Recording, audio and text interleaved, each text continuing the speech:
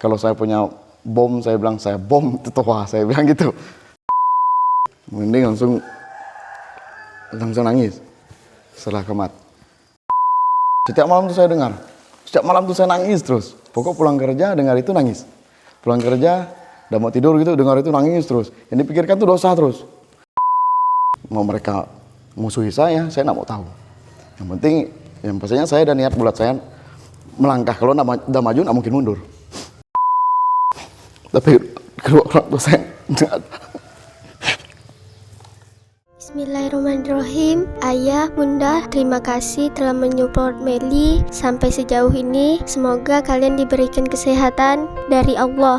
Doakan Meli menjadi orang yang soleha, selamat di dunia akhirat. Saya dengan Bang Ilham atau Muhammad Ilham mengucapkan terima kasih kepada ayah, bunda, abang, kakak yang telah mensupport dakwah Laskar Tujuh Langit dan Masjid Ka'bah Indonesia. Alhamdulillah hadiahnya sudah kami terima berupa infak dan sedekah dan sudah kami salurkan kepada mu'alaf-mu'alaf yang membutuhkan. Sekarang Meli berada di Komisi Perlindungan Anak Daerah Kota Pontianak atau KPAD Kota Pontianak dalam rangka pembinaan, pengawasan dan pemenuhan hak-hak anak. Teman-teman di KPAD Kota Pontianak mensupport juga kegiatan program-program dakwah dari Laskar Tujuh Langit dan Masjid Ka'bah Indonesia.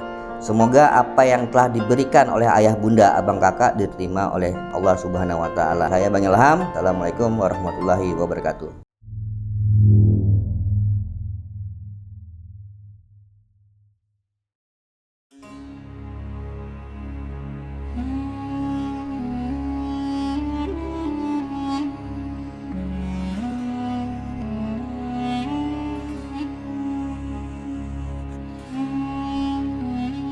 Waktu itu kan sering nyantai di pasar, sering minum setiap malam tuh, hampir setiap malam saya minum.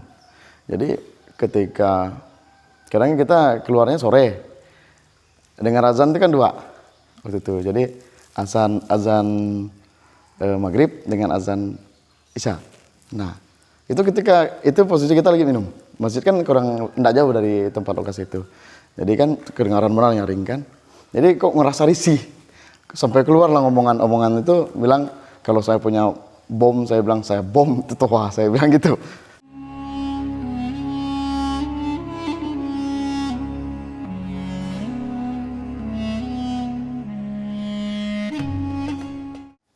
Kenal dengan istri saya itu tahun 2012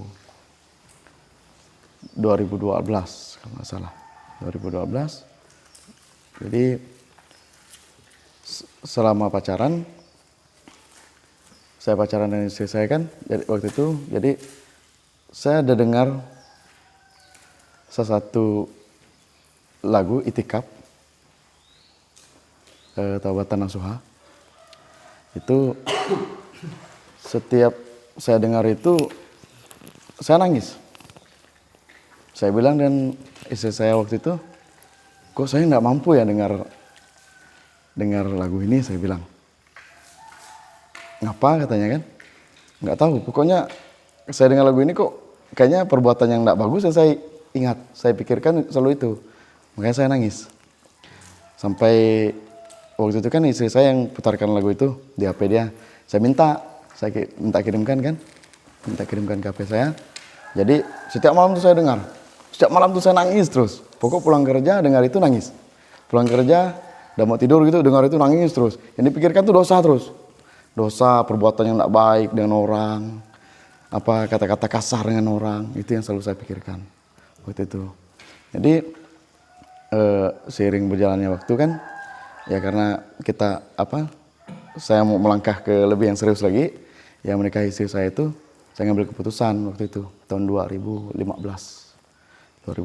selama 3 tahun kami pacaran, saya pikir itu cukup untuk mengambil keputusan untuk memeluk Islam.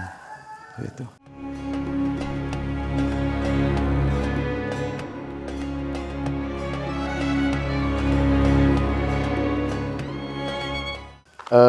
Waktu itu pengislaman saya memang kebetulan di masjid ini juga, di Masjid Al-Huda Kedian ini. Itu 4 bulan kalau tidak salah sebelum saya menikah. Saya masuk Islam di sini. Jadi waktu itu saya dihadiri keluarga dari istri saya, tapi kedua orang tua saya nggak ada. Kedua orang tua saya tidak ada menghadiri pengislaman saya waktu itu, nggak ada satupun. Kebetulan bapak saya waktu itu kerja di luar daerah. Mama saya sampai nangis mau pergi ke sini, nggak ada yang ngantarnya. Saya sedih waktu itu. Di situ saya sangat sedih luar biasa.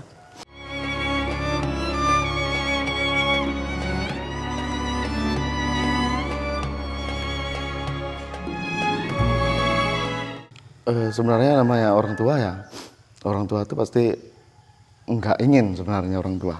Tapi setelah saya kasih pemahaman, saya bilang saya berpindah pun bukan berarti saya memusuhi kalian, saya bilang. Karena banyak persepsi kan kalau kita ada berpindah keyakinan, kita dipikir orang udah jauh dari keluarga. Tapi saya enggak gitu, saya bilang gitu. Yang penting kata pesan orang tua saya, benar-benar jalaninya, jangan main-main, katanya bilang gitu. Itu kata orang tua. Saya hanya mendengarkan orang tua saya. Kalau keluarga saya enggak mau tahu. Mau mereka musuhi saya enggak mau tahu. Yang penting, yang pastinya saya ada niat bulat saya melangkah. Kalau udah maju, nggak mungkin mundur. Ya, kalau maju saja gitu.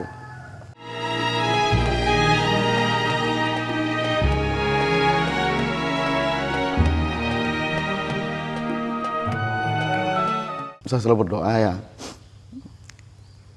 semoga dikasih hidayah. Yang pastinya nama orang tua ya selalu menjaga sih. Kalau untuk makanan mereka jaga. Bahkan pernah dari keluarga bilang, kenapa enggak naikkan makanan ini, misalkan. Orang tua, itu kan rumah kita, katanya bilang keluarga dari bapak. Itu kan rumah kita yang berkuasa atas rumah kita. Masa mereka yang mengatur makanan kita? Bapak saya bilang begini, bagaimana perasaan kita orang tua, makan enak, tapi anak bisa makannya, saya bilang. Saya enggak mau. Bapak saya bilang gitu. Gitu kata bapak saya. Mereka lebih jaga. Kalau untuk makanan mereka jaga.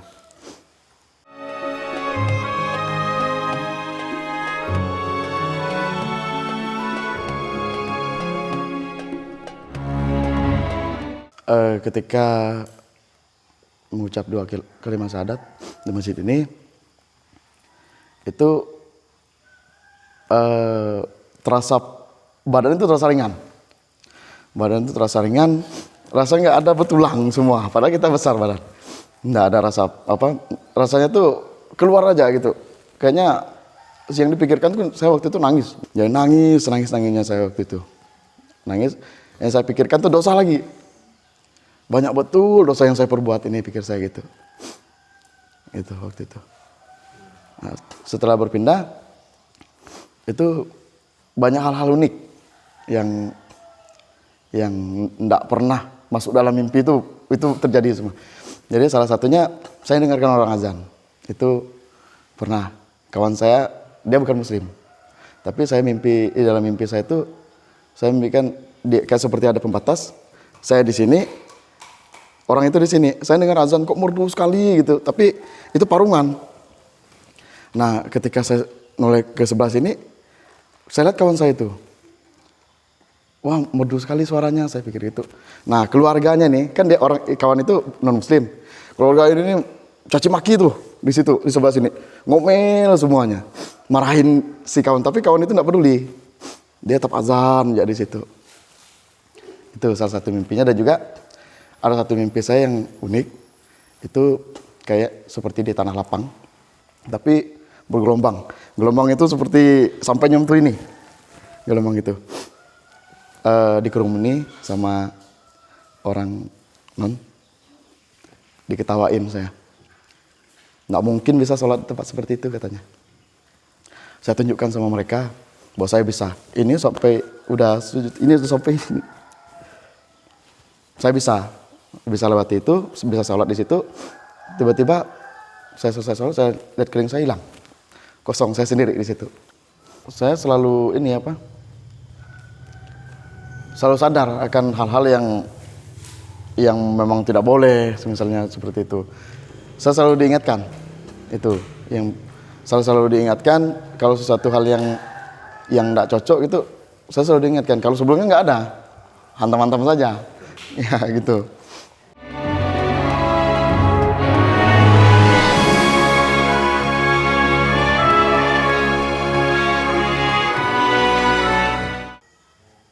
Saya sangat ingin sekali mengumandangkan azan qomat. Jadi semalam saya membaringkan diri untuk qomat.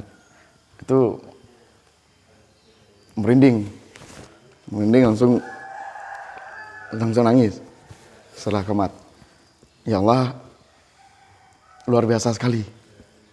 Dari dulunya saya yang pernah mengeluarkan kata-kata yang tidak baik tentang azan, saya qomat aja udah luar biasa.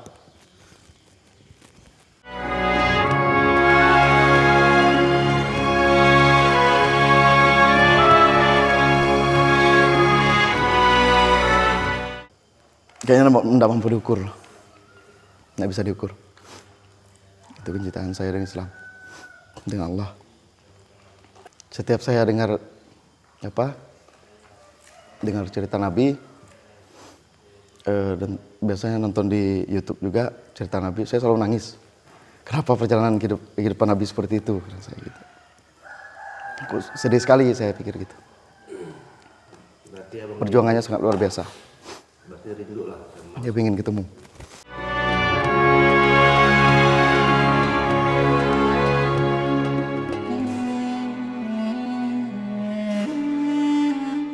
Bagi kawan-kawan seiman, jangan takut untuk melangkah ke jalannya Allah.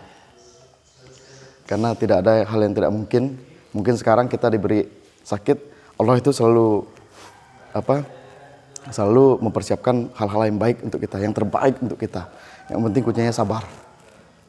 Apapun rintangannya, seberat apapun rintangannya, pasti bisa dilalui dengan kata sabar.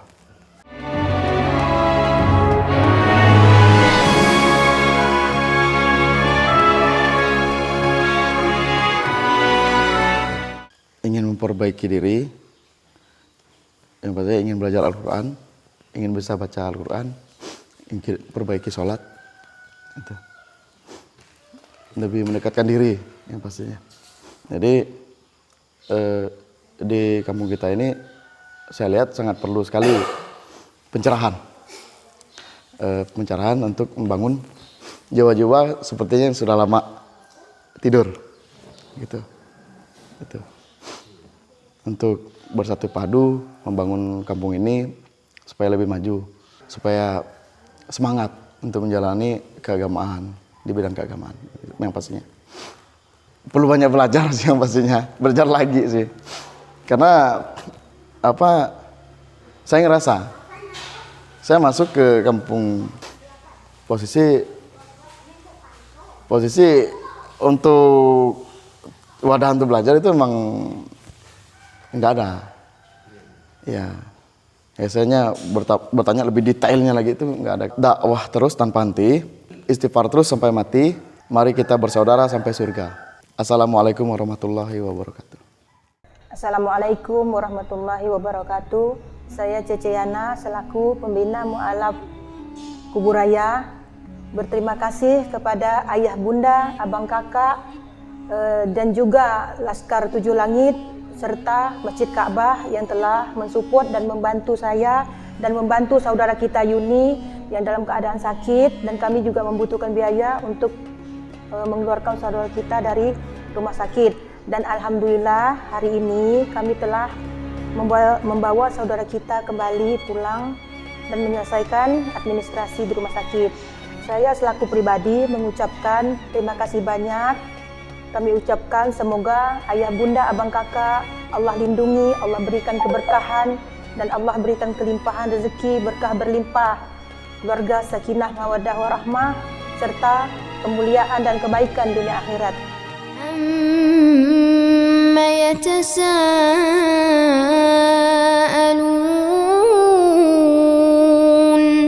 'anin